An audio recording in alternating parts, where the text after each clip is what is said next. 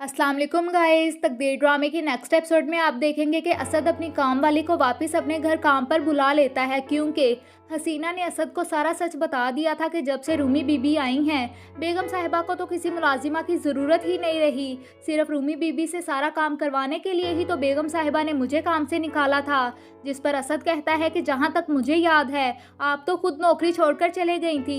जवाब में हसीना कहती हैं कि साहब मैं पागल हूँ जो लगी लगाई रोज़ी को लात मारकर चली जाऊंगी। अपनी माँ की हकीकत जानने के बाद असद परेशान होता है और हसीना को वापस काम पर बुला लेता है, लेकिन हसीना को अपने घर देखकर असद की अम्मी हैरानो परेशान हो जाती हैं कि तुम यहाँ पर क्या कर रही हो। जिस पर रूमी कहती है कि इसे असद ने बुलाया है काम के लिए।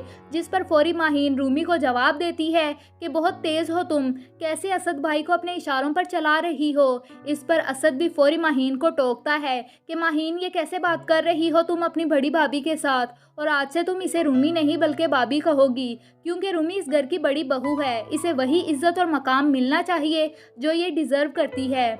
इसके बाद असद अपनी माँ से भी मुखातिब होकर कहता है कि आपसे एक रिक्वेस्ट करनी है अम्मी, हसीना को फिर से ना निकालिएगा। असद की अम्मी और माहीन असद के इस रवैये की तरफ देखती रह जाती हैं और अपनी अगली चाल की तैयारी करती हैं। इसीलिए असद की अम्मी जूनी से कहकर किचन में तेल फेंकवा देती हैं कि हसीना फिसल कर गिर जाएगी और खुद ही काम छोड़कर भाग जाएगी। लेकिन उनकी चाल उल्टी पड़ जाती है, क्योंकि हसीना की जगह माहीन फिसल कर गिर जाती है और हॉस्पिटल पहुंच जाती है। दूसरी तरफ ज़ाहिरा की माँ हारिस की अम्मी से मिलने आती हैं, लेकिन हारिस की पुप्पो उनको बातें सुनाकर भिजवा देती हैं। इस पर हारिस को बहुत गुस्सा आता है और वो अपनी पुप्पो से बदतमीज़ी करता है। ये चाहती क्या है आप, क्यों मेरी खुशियों के पीछे पड़ी हुई हैं? पहले भी आपने ही मिसअंडरस्टैंडिंग क्रिएट की थी और अब भी। मैं इस इशू को सिरे से ही ख़त्म करना चाहता हूँ। आप अपने बैग पैक कीजिए और जाएं यहाँ से।